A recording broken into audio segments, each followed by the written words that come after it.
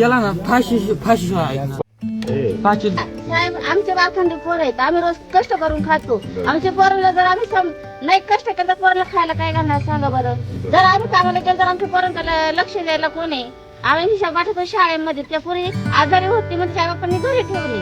त्याच्यानंतर ती मला गेल्या 9 वाजता 10 11 12 वाजता पोरं गायब होती. कशी काय होती म्हणजे आम्हाला काम करायचं का नाही करायचं, खायचं तरी काय मग.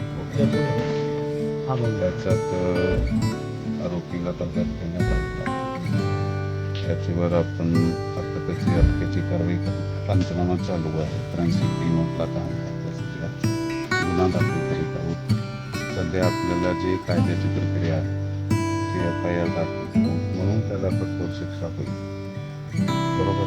जिथे तुम्हाला कमतरता वाटत असेल तर तुम्ही स्वतःहून येऊन आम्हाला सांगा. आम्हाला आरोपीला कठोर शिक्षा झाली पाहिजे.